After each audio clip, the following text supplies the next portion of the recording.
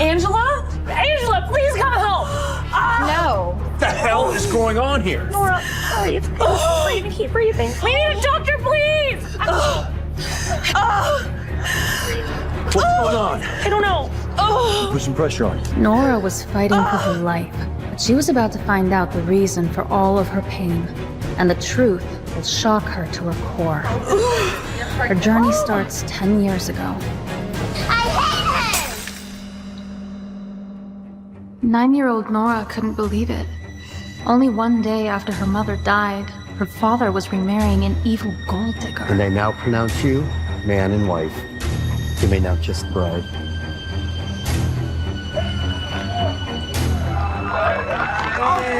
She thought nothing could be worse. She hadn't met her stepsister Angela yet. Nora, meet your new mother, Wendy, and your sister, Angela.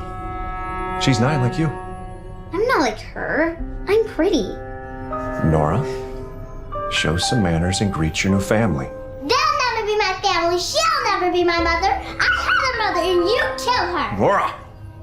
I hate you and I hate them. Why'd you have to do this, Dad? Are you gonna let this little brat talk to your wife that way, Henry? Don't worry, Mommy. I'll show her. Mom cursed you from heaven. You're evil for what you did to her.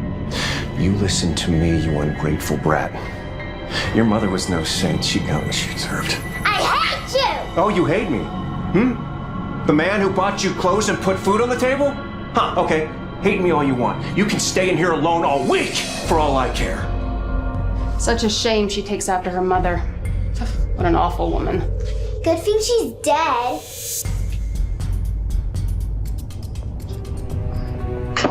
Let me out! Let me out! Let me out! She had no one. Her mother was the only one who ever loved her. Baby Nora, look what Mommy bought for you. Do you like it? Oh, Mommy, thank you. I love her. Come here, give Mommy a hug.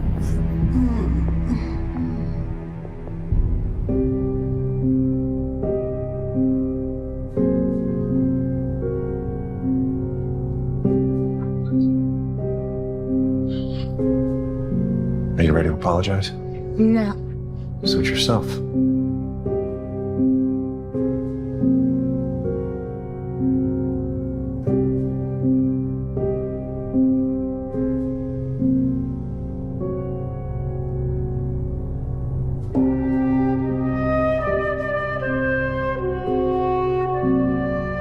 Dear Nora, I would never choose someone as disgusting as you for a sister.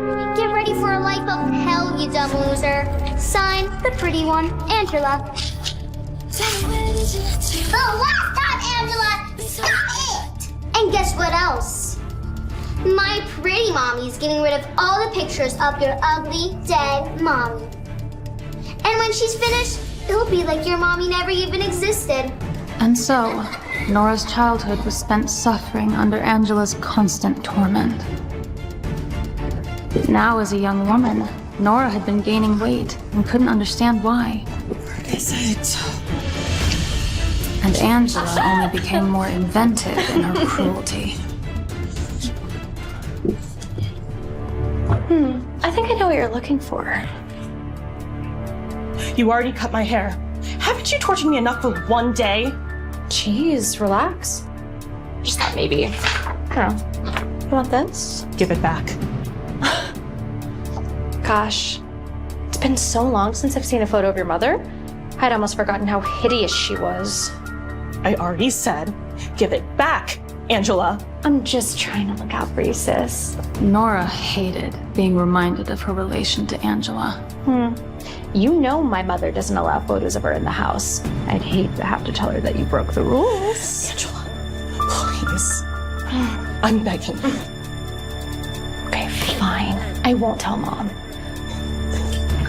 But rules are rules. No! Stop it, Angela! Stop!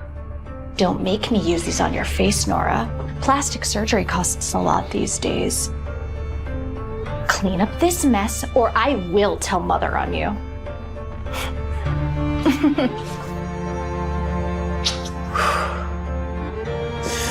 She planned to tape it back together and vowed to herself that one day she would get her revenge on Angela. When the girls got to high school, Nora had hoped life would get easier, but she was wrong. Hey, Nora, did you eat your homework or were you too busy stuffing your face with donuts?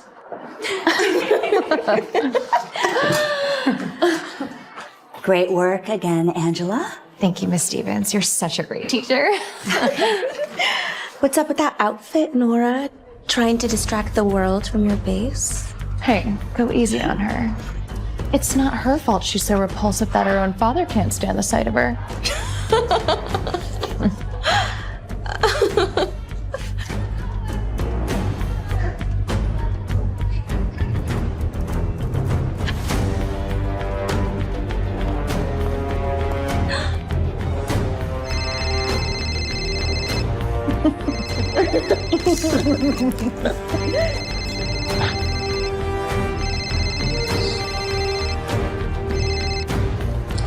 Angela, maybe you could remind your sister that there are no phones allowed in the classroom. Yes, Miss Stevens. She really needs to get her act together, huh? I'm sorry. It won't happen again. Angela was the teacher's pet. They were all oblivious to the constant torment she inflicted on Nora. Nora wanted to expose Angela for the snotty devil she was, but no one would ever believe her. Oh, wow. That was aggressive. Watch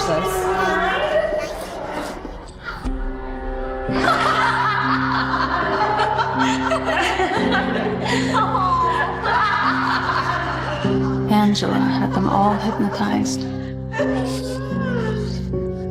Aw, Nora, did you fall? Too bad no guy will ever fall for you. Thanks. I'm so sorry you have to deal with that as a stepsister. Don't remind me. Can't your mom just kick her out? I wish. But don't worry. We won't be dealing with her for much longer.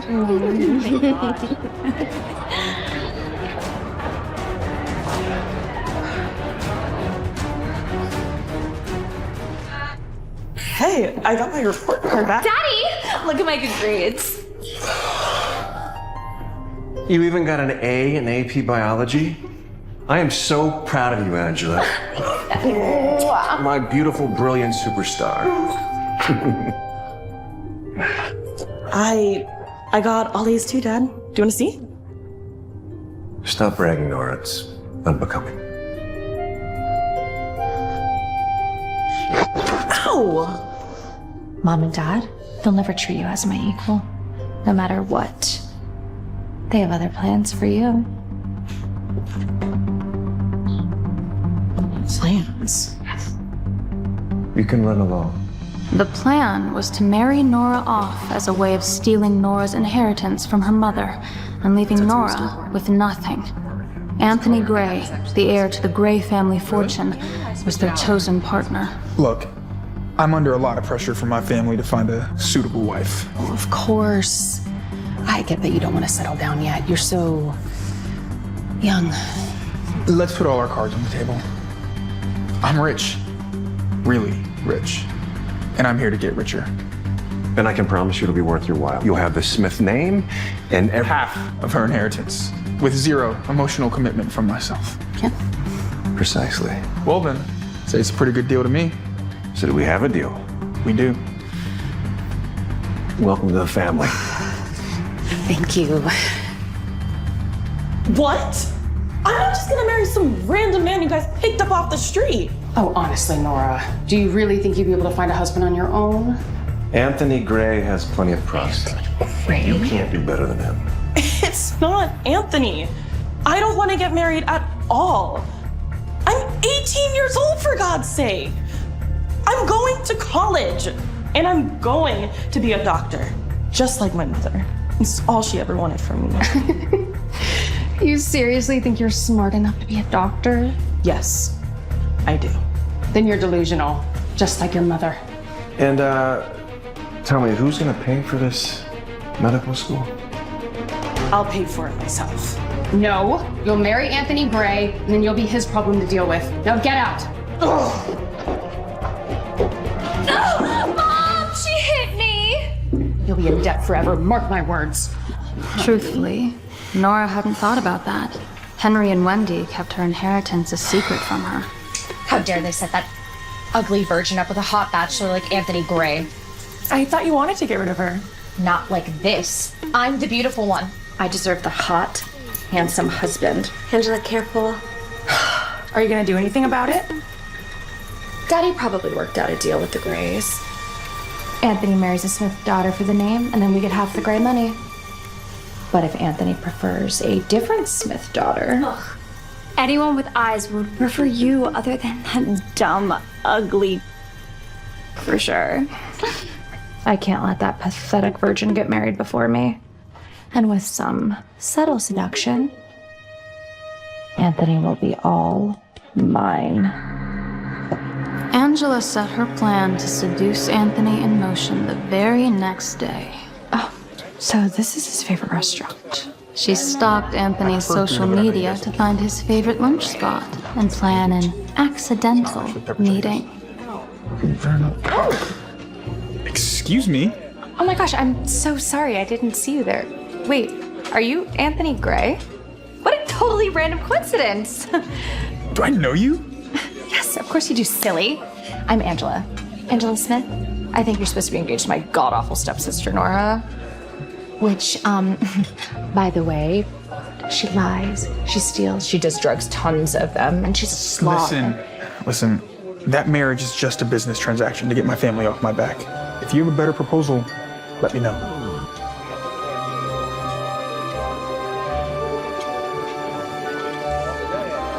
Hi, yes, get me whatever he just ordered now.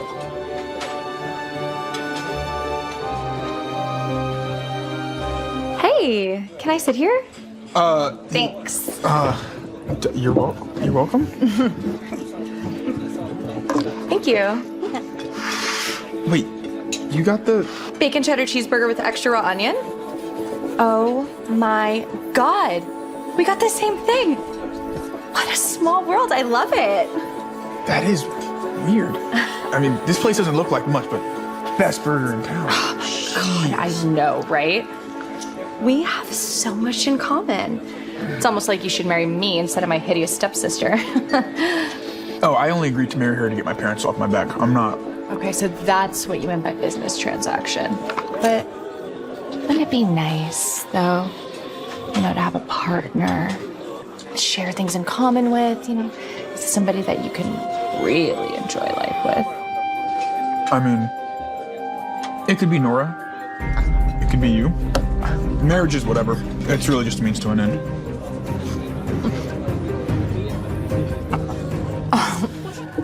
Yummy! Isn't it? Despite the small victories, Angela was seething inside. Not just because of the greasy burger, but more so the realization that winning Anthony over was going to take longer than she thought. So I guess I'll be seeing you around? You sure will. I'll be looking forward to it.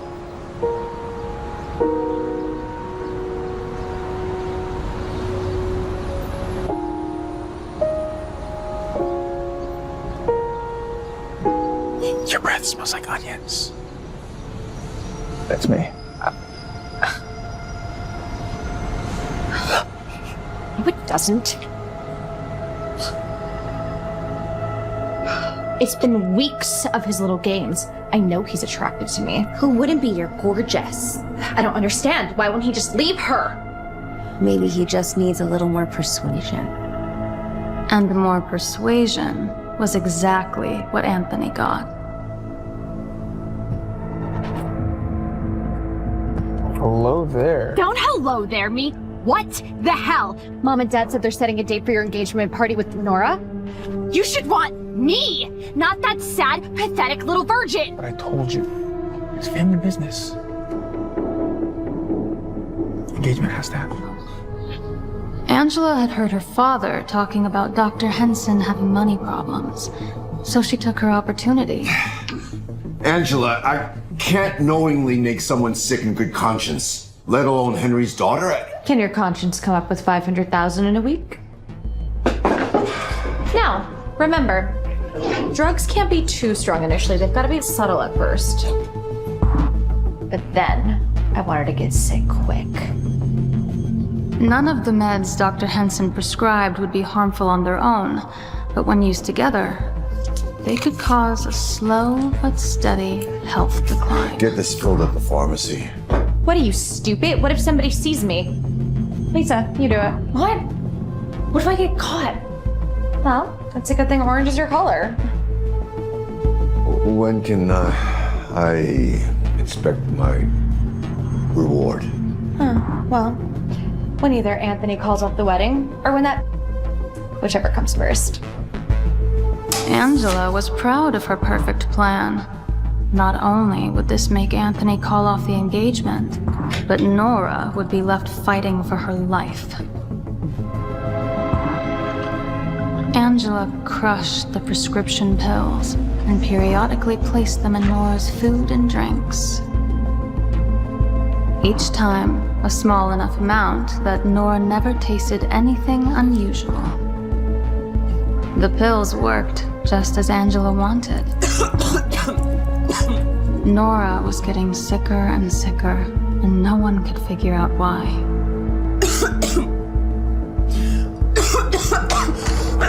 You're keeping the whole house up with your disgusting cough. I can't help it. I don't know what's wrong with me. You spent a fortune on doctors, and they can't find anything wrong.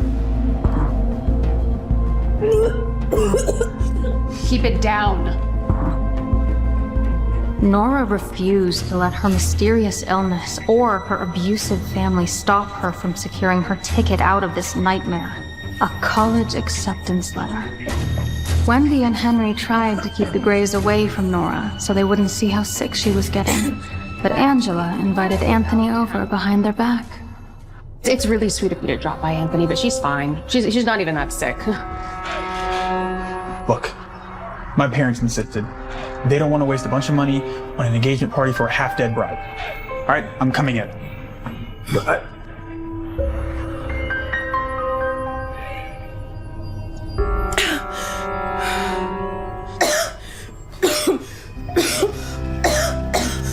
Nora is such a drama queen. I'm sure she's just playing up her whole sickness for attention. You're kidding me, right? She basically looks like she's dying. We're gonna have to push the engagement party. Oh, there's no need for that. I will personally make sure she's taken care of, and she gets better, and she's well for the big day. My family is planning a massive celebration. Nora does not look like she's ready for a big party right now. Why don't we just cancel the wedding altogether? That way we can find our dear Anthony a more suitable and healthy option. Nonsense. Anthony will marry Nora. Eventually. But Nora is so sick. I'll wait. But Henry wasn't about to let Nora's illness ruin his scheme to get Nora's money. We spent so much money on doctors, and for what? We're gonna be stuck with her forever. If we just married her off already, she wouldn't be our problem anymore. It doesn't matter now. The engagement and therefore the wedding are officially postponed until she gets better. You know what? Angela was asking if she could marry Anthony instead the other day. I hope you told her no. We have to get Nora healthy. If only for one day. She must marry Anthony before any college accepts her. Wendy had no idea it was her own daughter administering the drugs that were making Nora so sick. I need stronger pills. It's not working. Stronger? I can't give you any stronger. Do you want your money or not? If we increase the dose, I'd be a murderer. What am I going to do with money when I'm in prison? Increase the dose. Or Dr. Henson, you will end up in jail. I'll personally report you to the medical board. Because after all, I do have evidence of you prescribing drugs to harm my stepsister for months now. Because you blackmailed me! Did I? Is my name on there? Double the strength of the pills. And if she dies, it'll be good for the both of us. Don't you agree? Dr. Henson was no murderer, But Angela, on the other hand, would rather kill Nora than watch her marry Anthony. But Angela's ramped-up murder plan had a fatal flaw. She didn't know that Nora had already begun devising a counterplan. She discovered that one of Angela's minions, Lisa, had lost her mother at a young age too. Lisa sympathized with Nora's struggles and agreed to help Nora while pretending to be loyal to Angela. Are you sure that we can't confront her? I mean, if your dad knew what she was trying to do... My dad will still side with Angela. Every time. They're not my family anymore. They never were. But you are. Thanks, Lisa. Yeah. I don't know what I would do with that. I've been prescribing placebo pills for months. She shouldn't be this ill. It's impossible. I don't understand. You've been giving Nora fake pills? Yes, I swear. I never want to hurt anyone. That doesn't make any sense. Why is Nora still so sick? I don't know. There's clearly something else going on. Obviously. Thank you for nothing. It turned out Angela wasn't the only one drugging Nora. Wendy had been adding hormones to Nora's food for years to plump her up. Nora, come get your dinner. God knows you love to eat.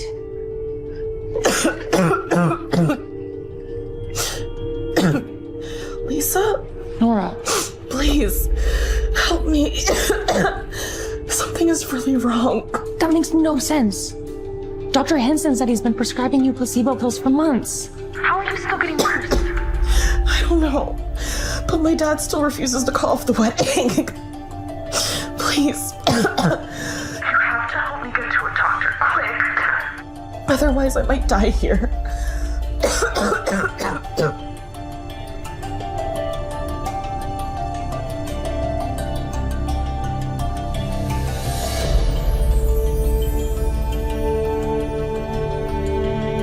That night, Nora waited until Angela had gone to sleep to slip away. Lisa was determined to save Nora.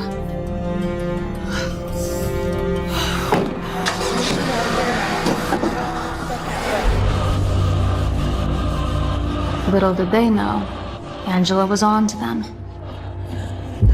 I know. Just breathe through it. Look, you're so close. It's right there. You okay, bro? I'm gonna help you. Angela? I wanted to see where you two were going before telling Daddy. You're in deep. Angela, please, you have to help. No. What the hell is going on here? Doctor! We need a doctor, please! Okay. What's going on? I don't know. Put some pressure on. Your pain is caused by contractions. You didn't say you were pregnant. What? Oh, you sneaky little... I knew you would find a way to ruin everything for us. I can't be pregnant. I'm a virgin. How did a virgin get pregnant? Who was the father? And what will Angela do to her and her baby? Miss Smith, you're pregnant. The doctor's words were like a thunderclap in Nora Smith's ears. Her sleepy eyes widened suddenly. What? How could this be? Nora was 19 years old and engaged to be married, but she had never been intimate with a man.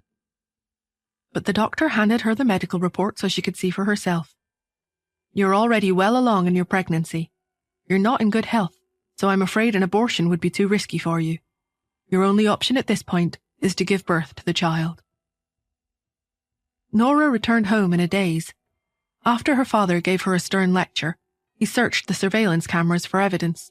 But all he found was that 4 months ago, Nora had indeed stayed home for a couple of weeks because she hadn't been feeling well. She hadn't gone out at all. Outsiders didn't believe it.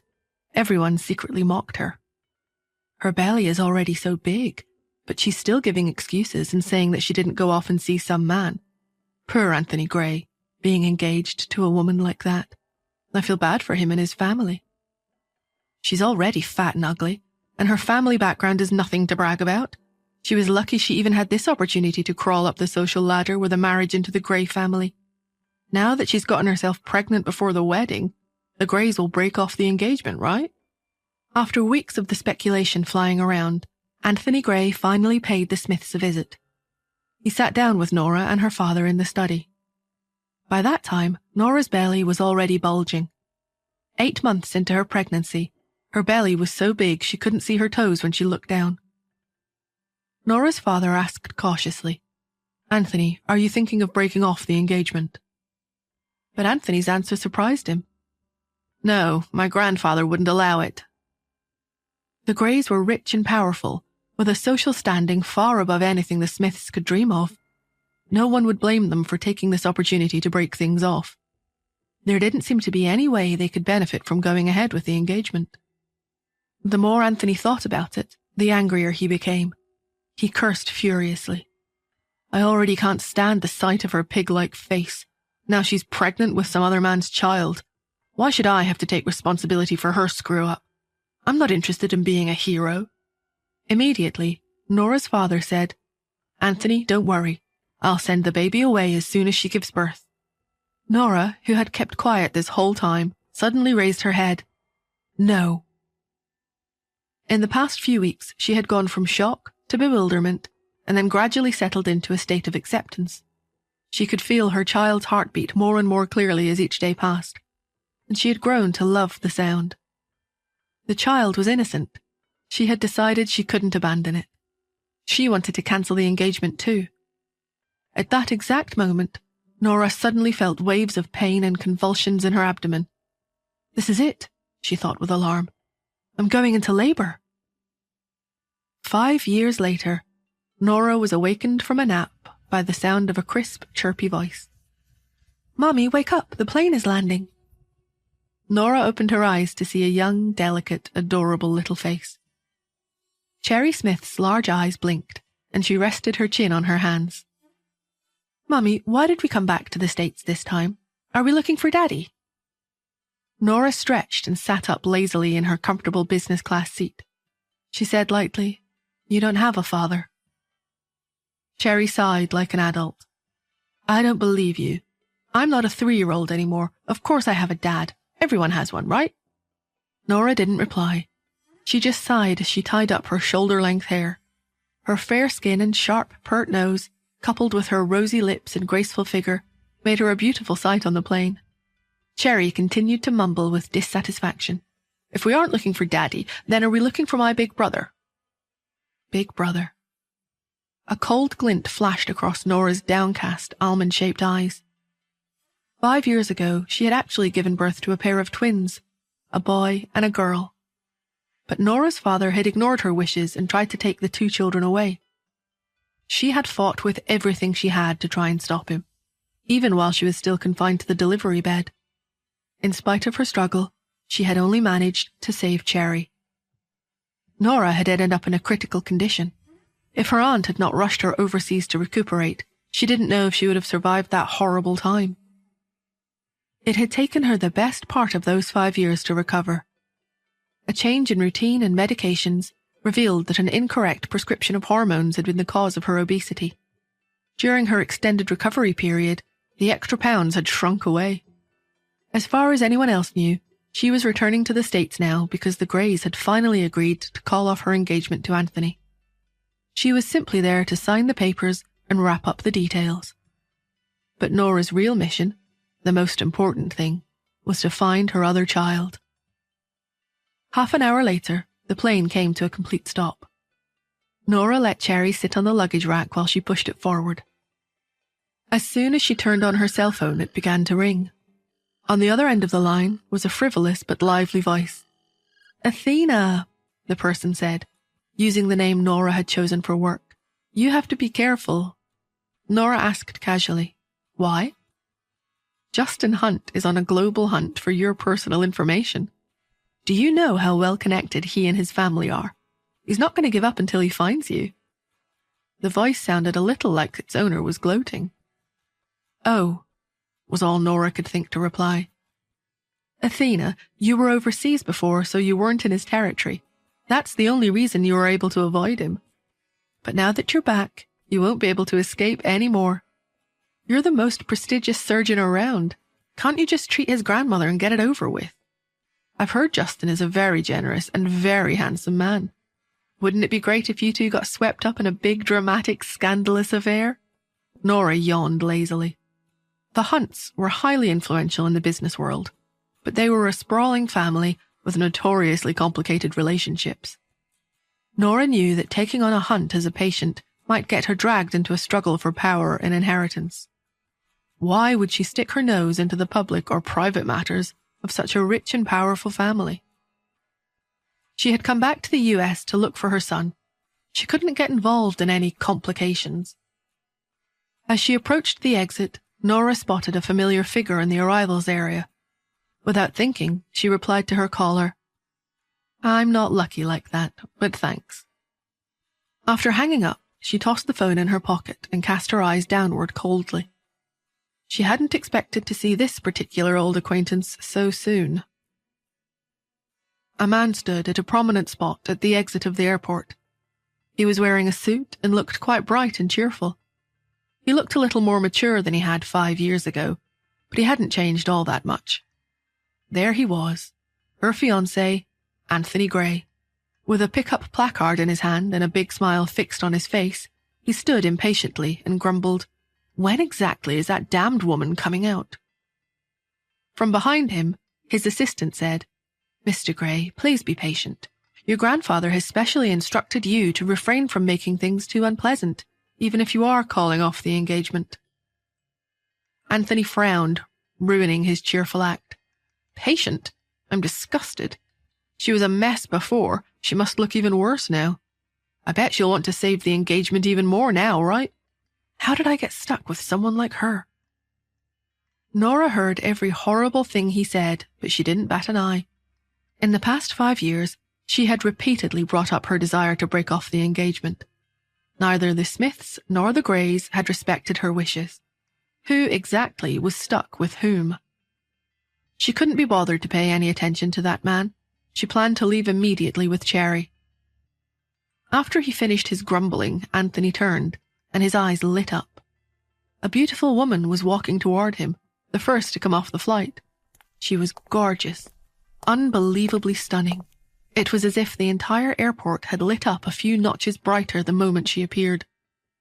As the woman drew closer and closer, Anthony straightened his back and neatened his luxury suit. Then he smiled and asked confidently, "Hey, beautiful, may I ask your name?" Nora thought, "He looks just like a peacock with its train spread open." She paused and looked at him coolly. Nora Smith. Cherry pointed to the placard in Anthony's hand as she slowly read out the name written on it in her young, tender voice. She was just learning how to read by sounding out words. She asked excitedly, "Did I read it right?" Nora rubbed her head and said in a cool, melodious voice, "Yes, you did." Anthony was dazzled by the little smile playing at the corner of her lips as she looked down at her daughter. Where had such an amazing beauty appeared from? This woman was absolutely stunning. It didn't cross his mind for a second that she could be Nora. Nora was indifferent to the burning fervor in his eyes. Cherry, on the other hand, blinked and asked innocently, "Mister, are you here to pick—" Before she could finish her question, Anthony tossed the placard behind him as fast as he could and interrupted her. "Of course not, little girl. I have nothing to do with that ugly lady." Disbelief appeared in Cherry's big eyes. Which part of her mum was ugly? "Mister, what are you talking about? Are you going blind? That's sad." Her words stunned Anthony for a moment. Taking advantage of the opportunity to escape, Nora stepped away coldly. Anthony wanted to go after her, but his assistant stopped him. "Mr. Gray, don't forget your father's instructions." Anthony watched Nora as she walked away with Cherry and muttered under his breath scornfully, "How great would it be if that ugly freak was even half as beautiful as her sisters? Maybe I would have put up with her disgusting behavior and not had to call off the engagement." In the presidential suite of the Hotel Finest, a Hunt Corporation hotel, Nora scrolled through her cell phone after putting Cherry to bed. She already had 7 or 8 missed calls from her family. On returning the first call, she was greeted with an angry tirade from her father. "Nora, what are you doing? Why aren't you picking up? You were the one who made all this fuss about breaking off the engagement. Get over here and stop wasting everyone's time. Your younger sister and Anthony have got something good going. Don't ruin it. It was impossible for Nora's father to let go of the Greys after climbing the social ladder and establishing a connection to such a prestigious family. That was why he had refused to break off the engagement between Anthony and Nora all these years. But now the Greys had finally relented and agreed to let Nora's half-sister marry into the family instead. The two families had reached an agreement. It was all the same to Nora's father, as long as one of his daughters married Anthony. Nora said lightly, "I'll come over now." She entrusted Cherry to Mrs. Lewis, the nanny that had travelled with them to the US, and went out. While she was waiting for the elevator, she heard some soft footsteps behind her. She turned to see a child dressed in grey silk pajamas, with tousled short hair, standing in the elevator lobby and looking around with sleepy eyes.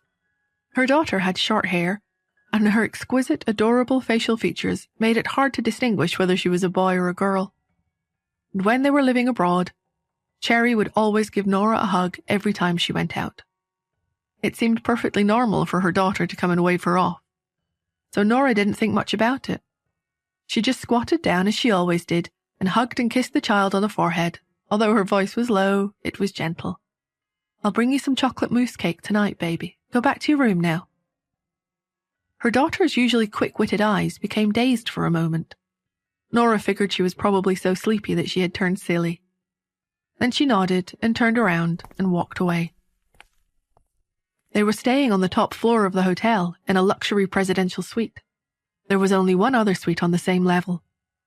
Apart from the one Nora and her daughter were currently booked into, it was said that the Hunts kept the other suite free for their own use, so it was not open to guests.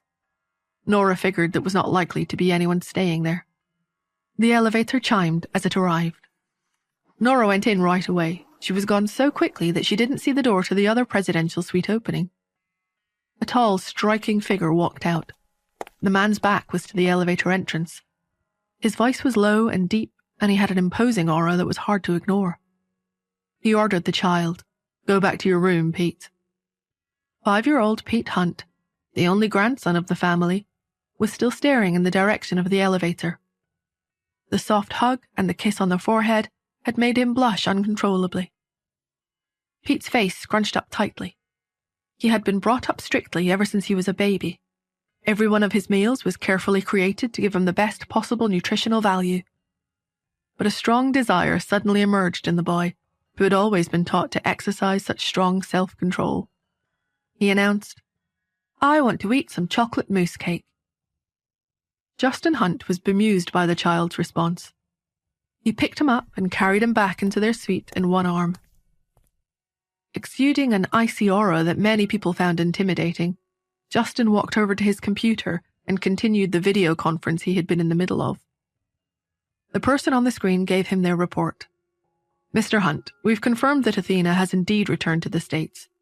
On top of that, we've just secured a photograph of her. It didn't come cheap either. I'll send it to you right away." Justin's thin lips parted slightly, and he coldly spat out 2 words. "Find her." Outside the door, Nora listened as the digital lock repeated its "input error" voice line, her lips curling up in a mocking smile. The password had been changed, and no one had even bothered to tell her. She lowered her eyes emotionlessly, raised her cell phone, and tapped it a few times. Then she pasted on the digital lock. A few seconds later, the door opened with a click. There was a lively atmosphere in the living room. Seeing the gathered crowd, Nora realized she had just walked into a birthday party for her younger half-sister, Angela Smith. No one had noticed her come in, so Nora found a sofa in the corner and sat down intending to rest for a while. But soon she heard a low cry drift in from the deck outside. A few girls had surrounded another girl and were pushing her around. Angela, who was wearing a blue dress, twirled a glass of red wine in her fingers and sneered as she looked down at the girl who was being pushed to the ground. It was Nora's cousin, Lisa Black. Angela had never liked Lisa. She had always been on good terms with Nora, whom Angela despised. As Lisa stood there, one of the girls deplorably hurled, "Did you just say she actually has a nice face? There must be something wrong with your eyes. That ugly freak looks like a pig. Angela's toes are prettier than that fatty. Surely you can see how gross she is." Angela eventually seemed to decide to intervene. She took out a photo of Nora taken at a time when her weight had been especially high and played with it in her hands. "Hey, you're all being too nasty. Be nice to Lisa." Angela smiled. "Let's all just calm down and settle this with a fun little bet." Lisa's voice was weak in her throat as she said, "What kind of bet?" Angela pointed at the photo. "If you can prove that she would really be good-looking if she lost some of that weight, I'll eat this photo. If you can't do it, then you'll eat it. How does that sound? That's pretty fair, right?" The other girls laughed gleefully. "Yeah, right. She'll never lose all that weight. What will you do? What's she going to do? Get liposuction to prove she might be pretty under all of those rolls? You have absolutely no way of proving she'll look good after she slims down, so eat the photo. Eat the photo." The circle of girls clapped and squealed. Angela held up the photo to Lisa's face with a mocking smile. "Are you going to eat it all yourself, or do you want us to help you with it?"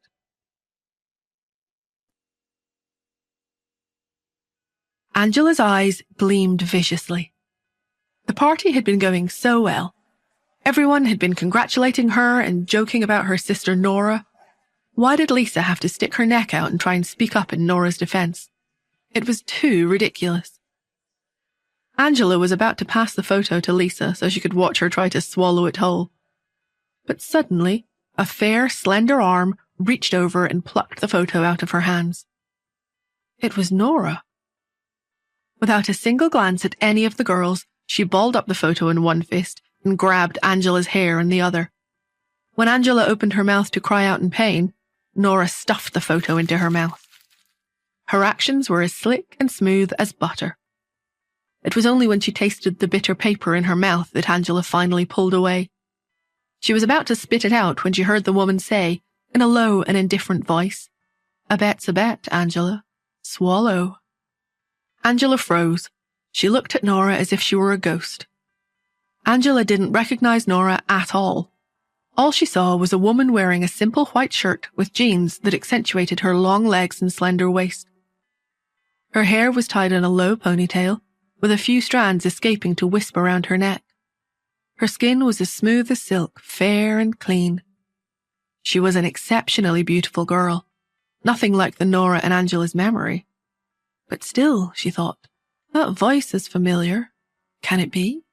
The other partygoers had finally noticed the scuffle and gathered round. A boy frowned. "Lady, who are you? Angela is Mr. Gray's fiancée. You better not piss off the Grays." Nora didn't reply, but she released her hold on Angela and walked up to Lisa and said with a smile, "Thank you for standing up for me." Lisa bit her lip and asked uncertainly, "Is it really you, Nora?" "Yeah, it's me." Everyone was stunned. They stared at her incredulously. A voice piped up from the back of the crowd. "Wow, she actually looks really good now." Everyone looked at Angela again. She was widely considered to be pretty, even genuinely beautiful.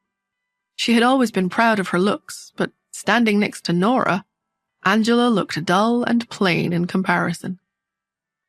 Angela could sense the judgment of the crowd. She felt as if she had been slapped across the face. Her cheeks were burning hot with humiliation. It was her own fault.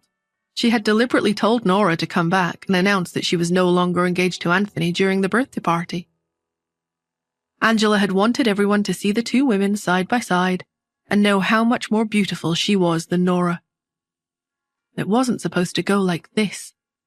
Nora was turning her into a joke. What happened? Nora's father, Henry Smith, strode into the room with his current wife. When he saw Nora, he was taken aback. He cried out, "Nora, is that you?"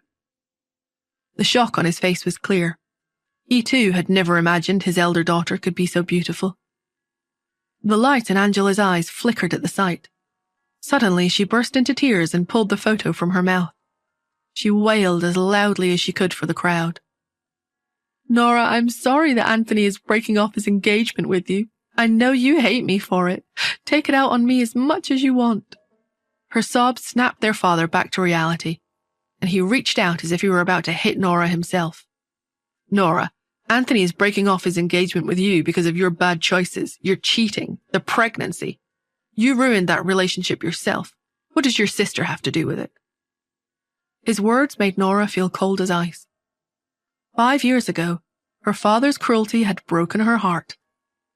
She was about to defend herself when her stepmother, Wendy Simpson, suddenly came forward to restrain her father. There were so many people watching, Henry. There are more important things to worry about right now. Nora blinked. More important things. Henry suppressed his anger and spat, "Come upstairs with me." They gathered in Henry's study. Henry, Wendy, and Angela all sat together as a family. Nora sat opposite them. She leaned against the sofa, her eyelids drooping.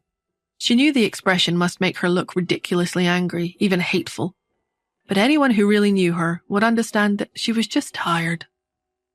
Henry went straight to the point.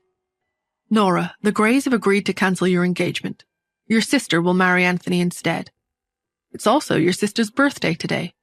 Why don't you give her the company that your mother left to you as a wedding and birthday gift?"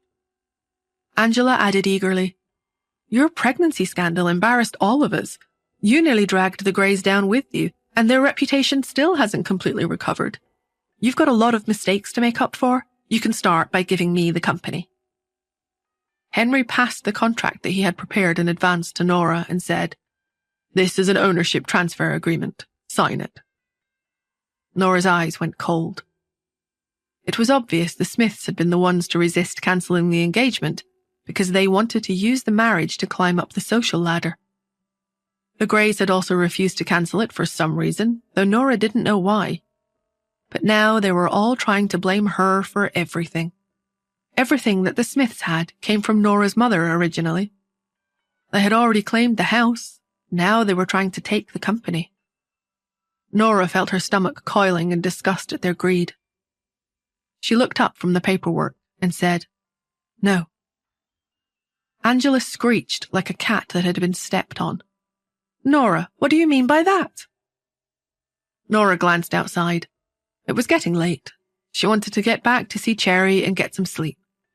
Not wanting to waste any more time, she said, "Angela, congratulations on your engagement, but you're not getting a wedding gift from me." Without another glance at her family, Nora stood up and walked out. Henry shouted after her, "Stop right there, Nora." But she ignored him. As she reached the front porch, Angela came running up to block her path. "Just tell me the truth, Nora. Are you going to try and take Anthony back? Is that why you're really here?" Nora shook her head. "Get out of my way." "Don't lie to me. I can see right through you. You're so shameless." Angela raised her arm, preparing to slap Nora across the face, but Nora caught her wrist before the blow could land. Angela couldn't pull free of Nora's grasp. Flustered and embarrassed, she cursed angrily. "Don't you dare think Anthony will take you back just because you're a little prettier now. He'll never marry someone like you. You ruined yourself with that little bastard child. Where is the little brat anyway? Did you finally abandon it like the father abandoned you?" Nora slapped Angela with all her strength. Her pupils were dark with fury. She looked like a madwoman, a demon crawling out of hell. "If I ever hear you say anything about my daughter again, I'm not holding back." With one last warning glare at her sister, Nora turned and left. Angela's cheek stung fiercely. Her eyes were wide with shock. She felt too scared to even cry. Neon lights flickered across the California night sky. Nora sat in the cab with her eyes closed.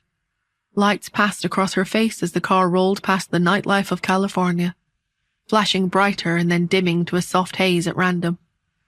Nora felt lonely in the glow. Angela's words about her child rang in her ears. Thinking about the whole situation depressed her all over again. It was still a mystery how she had become pregnant 5 years ago. She still had no idea who Cherry's father was. "We're here." The driver's voice interrupted Nora's thoughts. She had only just arrived and entered the hotel when a row of bodyguards rushed out in front of her and stopped her in her tracks. "Please step aside." There were other people scattered across the lobby who had also been stopped by the bodyguards. They murmured to each other in low voices. "What is Mr. Hunt going out for? It's so late." Apparently, the little Hunt boy wants to go out for chocolate mousse cake, so we all have to wait. Nora just wanted to get back to her suite and go to sleep. She felt a big yawn and stretch coming on. Just then, she spotted a tall, imposing figure striding out of the elevator with a young boy in his arms. The man kept his gaze straight as he walked forward. However, as he was about to walk past Nora, he came to a sudden halt.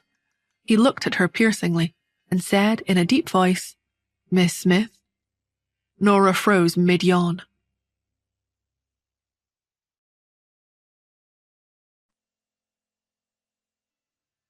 Nora stared at Justin, her mouth hanging half open in astonishment.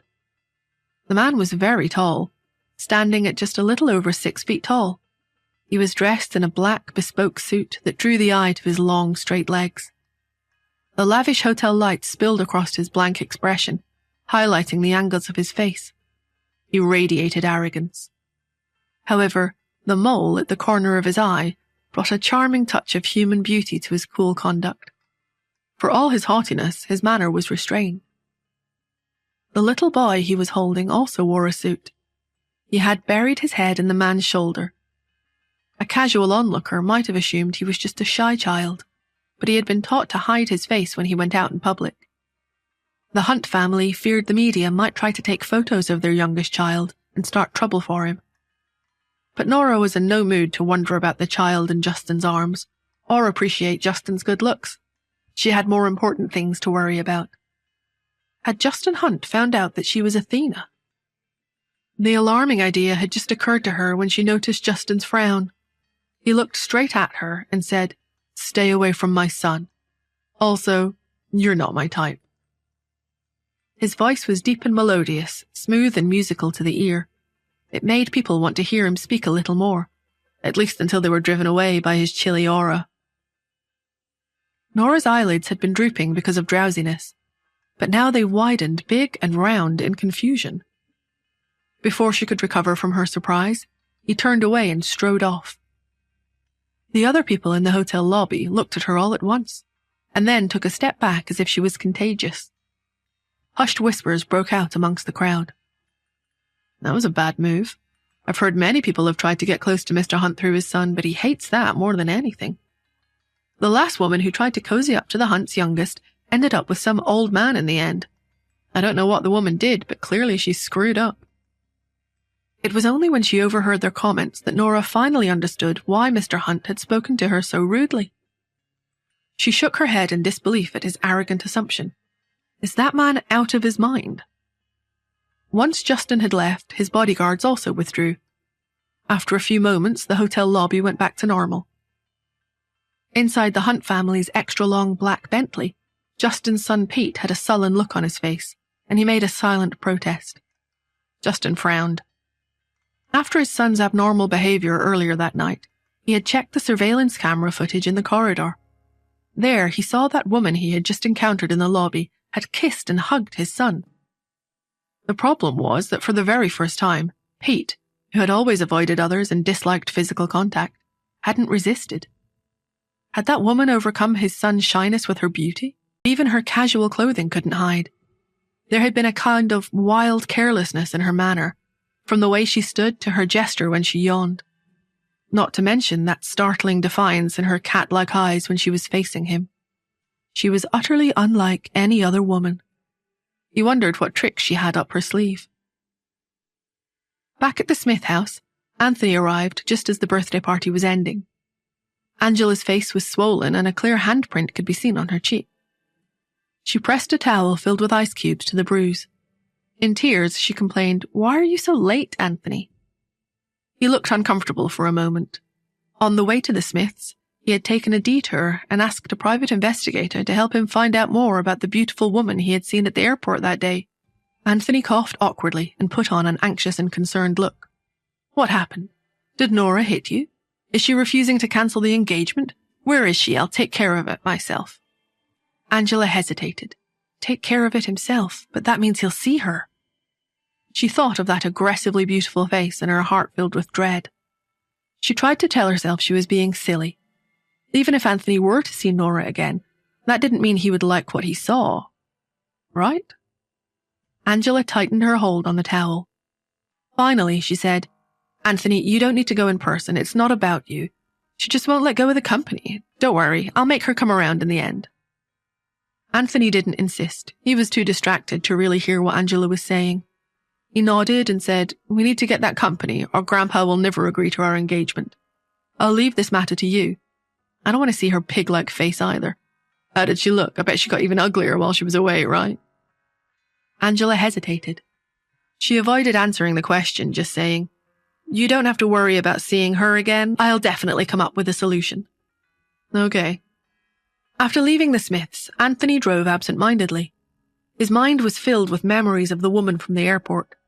He didn't know who she was, but her aura and her beauty were unlike anything he had seen in his life. He thought to himself, it'd be great if I could marry her instead. As soon as the thought formed, he was overcome with a strong desire to see her again. A moment later, he received a call from the private investigator. Mr. Gray, I couldn't find the identity of your mystery woman, but I found the hotel where she's staying. Anthony's eyes lit up. Send me the address. When Nora reached her suite, she found that Mrs. Lewis had already put Cherry to bed. The little girl was already asleep. Nora went straight to the study. She sat on the sofa and made a call. Solo, give me everything you can about Idelian Pharmaceuticals. The usually lively voice on the other end sounded a little petulant. Hey, watch your tone, Anthea. You can't boss me around just because you saved my life. I'm the world's #1 hacker. I deserve some respect. I'm not running your errands. Name a fair price and we'll call it even. How does that sound? The corners of Nora's lips curled upward slightly. Sure. How much is your life worth? After a moment of silence, Solo said, Fine, give me 5 minutes. 5 minutes later, Solo emailed her all the information they had about Idelian Pharmaceuticals, the company Nora's mother had left behind when she died. Nora had only been a child at the time, so the company had been put in the care of a dedicated manager. She had never taken much interest in the company in all this time, but for her father to want it so much, to demand that she give it to Angela as a wedding gift, Nora figured there must be something fishy going on. She carefully combed through the information until she heard faint footsteps from out in the hotel's soundproof corridor. Disturbed by the sound, Nora frowned. Seeing her look, Mrs. Lewis explained, There are people staying in the presidential suite next door. I heard it's Mr. Hunt himself. Just then, Nora's cell phone beeped. It was a message from Solo. The Hunts are very impressive. Mr. Hunt just offered me a few $1 million to tell him whether you're a man or a woman. Athena, you're in trouble. Justin Hunt again. Nora cast her cat-like eyes slightly downward. Her long, slender fingers tapped a few times on the keyboard as she thought. Finally, she replied, I want you to send him a message for me. In the presidential suite next door, the tall and slender Justin sat on the sofa and leaned back. His assistant, Lawrence Zimmer, stood by respectfully. Mr. Hunt, Solo has a message for you from Dr. Athena. Justin looked up coldly. What is it? Lawrence coughed awkwardly and adjusted his glasses. He read out the message as matter-of-factly as he could manage. Dr. Athena asks, Mr. Hunt, are you rushing to find me because you need brain surgery? Justin stared at him. Lawrence shivered in the silence. He felt like the temperature in the room was dropping to freezing point. It took several long moments for Justin to get control of his anger. When he felt he could speak again, he snapped, Show me that photo. Lawrence instantly understood what he meant. He wanted to see the photo of Dr. Athena they had obtained earlier that day for an exorbitant price. He pulled up the file and handed the photo to Justin. Justin took it. He wanted to get a good look at the face of the person who dared make fun of him. The photo, which had been taken half a year ago, was just a snapshot from one of Athena's surgeries. The subject was wearing a surgical cap, and their body was fully covered. All one could tell was that it was a slightly chubby woman. She was looking down at her work with cat-like eyes, her gaze focused and serious. Justin thought those eyes looked a little familiar. But just as quickly as the thought occurred to him, he dismissed it. The physique of the woman next door didn't match. It wasn't her. As Justin racked his brains for an answer, next door, Mrs. Lewis was pushing Nora to go to bed. Nora, you can't do late nights with your poor health. You need more sleep than other people, not less. I can't allow you to stay up any later. Nora stretched and said in a slightly hoarse voice, "Okay." Although she had recovered from her illness 5 years ago, her constitution was weak and she had little energy. She needed a full 12 hours of sleep every night. During her time abroad, her aunt had even nicknamed her the Queen of Sleep. If she didn't have a reason to get up, she could just sleep straight through 3 days and 3 nights. The next morning, she was woken up by the sound of her phone ringing. She answered the call with her eyes closed. She could hear Angela's voice on the other end. "Have you thought any more about giving me the company?" "Not really." Angela softened her tone, as if trying to sound charitable. "How about this? Let's both take a step back. I'll give you $500,000 if you transfer the company to me. That would be a good trade, right?" Nora turned over and found a comfortable position, but still did not open her eyes. Idelian Pharmaceuticals' annual net income was approximately $5 million. It had been handed to her father as her nominal guardian for the last few years, but the company really belonged to her. Although the money didn't mean all that much to her, she wasn't about to just give her mother's company away. Angela continued, sarcasm creeping into her voice. "Does your aunt even have $100,000 saved up after all her hard work? This is $500,000 we're talking about. You've probably never seen that much money in your life, right?" Nora pressed her lips together, silently amused. The presidential suite cost $100,000 per night.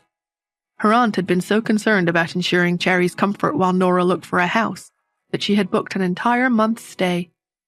Angela couldn't be more wrong. When Nora didn't respond, Angela changed her strategy. "Nora, you might not know this, but that company isn't making any money at all. It'll go bankrupt soon. If you transfer the company to me, there may still be a chance to make it profitable." In her mind, Nora laughed at her sister's lie. Angela went on. "It's a pharmaceutical company. You were never great in school. You wouldn't get it. I'm a high-achieving medical student, and I've got a ton of professional knowledge. I'm even going to apply to study as a postgraduate student under Professor Athena. Athena is the most amazing surgeon in the world, and they can perform even the most difficult operations. They're a legend." When Athena's surgical talents were discovered, they were still in medical school. The doctors at Athena's school allowed them to complete their medical degree in just a few years, because the professors ran out of things to teach them. No one had ever seen anything like it in the entire history of medicine. The really mysterious, though, Boston University has gone to a lot of trouble to get them to come over to be a professor there. I don't even know why I'm bothering to explain this to you. It's not like you understand what I'm saying. Nora, just quit while you're ahead. Don't stick to a bad decision just to make a point. The company will only go bankrupt faster. Nora knitted her brows in annoyance. "You talk too much." Agitated, Angela demanded, "What do you mean by that?" She wasn't bothering with trying to sound nice anymore. "Are you pretending to be dumb because you don't want to cancel the engagement? Anthony loves me for my looks and my brains. Even if you don't give me the company as a wedding gift, he'll still marry me all the same. So do you want to do this the easy way or the hard way?" Nora hung up and tossed the cell phone aside. She hugged her pillow and fell into a deep sleep once more. Angela's threats were ridiculous. The Smith family was full of monsters. Nora refused to waste her time worrying about them. After finishing up her 12 hours of sleep, Nora finally forced herself to get out of bed. She needed to find a private investigator to look for clues about her son's whereabouts. She got dressed and prepared to go out. At the door, Cherry gave her a very quick hug before going straight back to the game she was playing. Nora called after her, "Don't play games on your phone all day. I don't want you ruining your eyesight." "Ha! That's 4 kills! Got you, dummy!" Cherry's hand tapped away quickly on the phone she was holding. When she heard her mum, she nodded without even looking up. "Okay, don't worry, Mum, I'll take care of Mrs. Lewis." Nora shook her head. Cherry clearly wasn't listening to her at all. After a moment's hesitation, Nora added, "There's a very difficult person next door. Try not to go outside." Cherry's eyes immediately widened with interest. "Is he a monster, Mummy?" Justin's arrogant face appeared in her mind. Nora, who had always been reserved by nature, said slowly, "Well, this monster is very handsome and has a mole in the corner of his eye, but it seems that his brain isn't working very well." "Oh," Cherry waved. "I definitely won't go out then. I don't play with dummies." Nora laughed as she closed the door and got ready to go to the elevator. But as she turned, she immediately froze. Without her even realizing it, Justin had come to stand behind her. He was so tall he made the spacious hallway seem cramped. His dark eyes were staring at her, and even the mole at the corner of his eye seemed to exude a bone-deep chill. He was probably going out. An assistant and a bodyguard followed behind him. There were only the three of them, but his presence was no weaker than it had been during their encounter in the lobby the previous evening. Nora raised her eyebrows. To be fair, her aunt had given her 1,000 reminders and warnings before she returned to the States. Nora knew her aunt could protect her from most people, no matter what she said. However, Nora also knew that no one could mess with Justin Hunt. She had sent him a sarcastic message as Athena last night. That had been easy to do from a distance, but now...